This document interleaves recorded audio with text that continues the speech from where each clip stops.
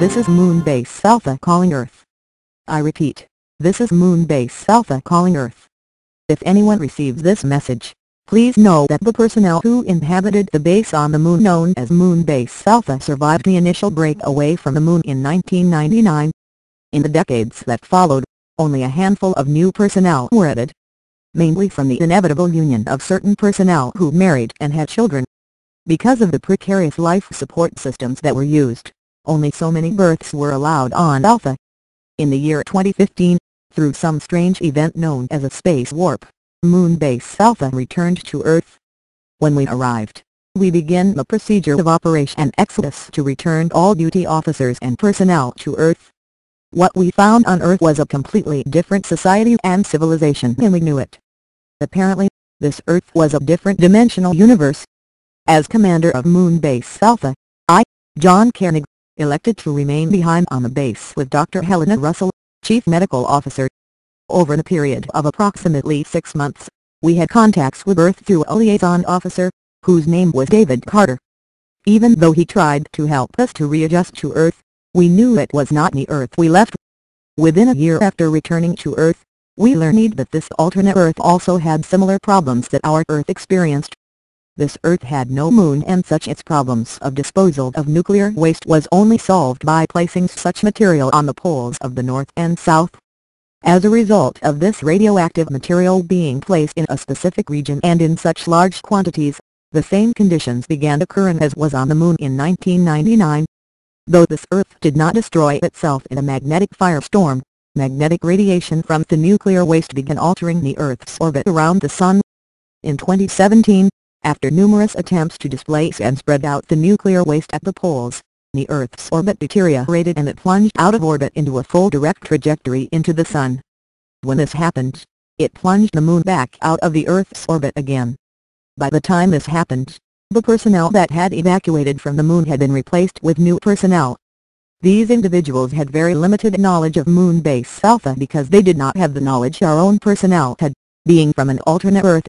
In the years that followed this, we were able to train most of them how to use some of the most basic functions to keep our base operational. But, Dr. Russell and myself are becoming feeble and unable to continue as base commander and chief medical officer. I am dictating this last message to whoever finds it. I have transcribed this last message in the hopes that as a digital and binary radio signal, it might reach Earth. At least the Earth that we knew. But who knows if it will ever actually get to where we hope it would get to. As I dictate this last message, it is with the greatest sadness of my heart that I report that Professor Victor Bergman died in 2003. Other personnel who deserve my own personal respect and admiration is our science officer Maya. Tony Badaski was chief of security, and I have nothing but the deepest respect for this man.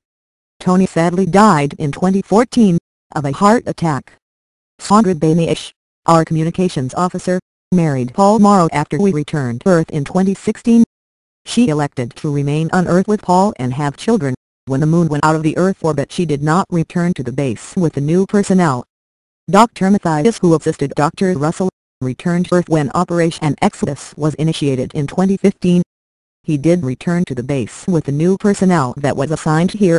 He is actually still with us right now. It's funny. He's the only doctor we still have to help care for me and Dr. Russell. Some other personnel who I feel should be mentioned in this last message relates to another member of the personnel who I personally miss.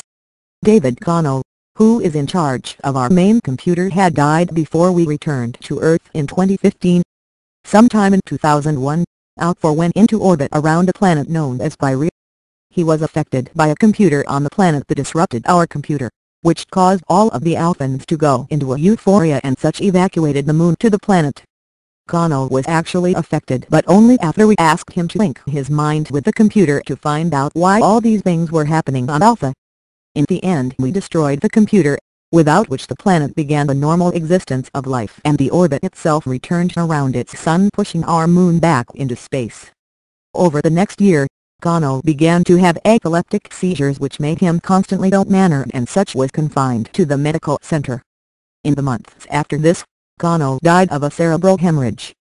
I truly miss this man to this day. One man that stood beside me the entire time from the very beginning when I became the base commander of Moonbase Alpha was Alan Carter. In 2015, Gallant chose to go to Earth to see the planet again, and I elected that he should not return to Alpha for P or at a time in order to decide if you really did want to stay with the new personnel who returned out for again. As far as I know, Gallant never married and was unable to return to Alpha before the Earth broke out of orbit and plunged into the Sun. Every member of the base personnel who died from the time we left Earth until now has always been a personal burden on my heart. I feel responsible for these people being here, and yet I could not do anything to change what happened in 1999. Many people on Earth believe that Alpha did not survive the break away from the Earth in 1999. Communications were intermediate and we never actually could communicate with them because of the severity of the damage caused by the explosion of nuclear waste at Area 1 and 2. Commissioner Simmons, who came from Earth before the explosion, suffered injury but survived. In the year that followed, we made contact with an alien race who were going to Earth, and subsequently their ship crashed on the Moon. The commander of the ship was known as Captain Xantiver. We accidentally killed one of his crew members while attempting to open one of their hibernation capsules. Xantiver offered to place one of our people in hibernation, but Simmons had another idea. He decided he was going to Earth whether or not the computer chose him as the member to go. Because of his own arrogance, Xantiver's computer was unable to make a profile of Simmons and he died in space. According to Xantiver's computer, it would be 75 years before his ship reached Earth. We never found out if Xantiver reached Earth, but Simmons woke up right after the ship left the Moon and we knew he would never make it to Earth. Of any person I miss the most is Professor Bergman. Bea and Victor were inseparable. I thought Victor would live forever because he had a mechanical heart. But his health got the most of them and sadly Victor died. The saddest part of all is that Victor died before we actually returned to Earth in 2015. He never saw the Earth we actually returned to, but from what I saw I don't think he would have liked it. One strange encounter I had with Victor was when we encountered another alternate Earth, in which we found another moon circling what we thought was our own planet. As we got closer and closer to this other moon, we knew it was only a matter of time before we collided with it. Dr. Russell suggested that if we were going to evacuate the Moon, she, I, and Alan Carter should go to the planet. In so doing, she encountered her own self, which caused her alternate personality to die. Alan and myself had died on the Moon of this ultimate Earth sometime in the past 5 years. He and I went first to the Moon to investigate the other Moonbase Alpha and found an eagle had crashed on the surface. Who brought their bodies back for an autopsy, and Dr. Russell's findings showed they both had died from the impact. Seeing the other alternate Alphans was something to behold. I saw Paul and Sandra had married and had children. Most of the other Alphans lived in other communities in order to stretch out the supplies they brought from the Moon. I found Victor in the encampment where Helena and Sandra were living. Victor had already found out there were 2 moons in orbit. He told me, Helena, and Alan, that we had to return to her own moon. We all agreed. After the anomaly that caused the entire event reoccurred, the only thing we had as proof it ever happened was a bouquet of roses that Victor had given Helena. I never forgot that. I even remember Sandra saying, "We are in different space." Helena asked me, did they ever really exist?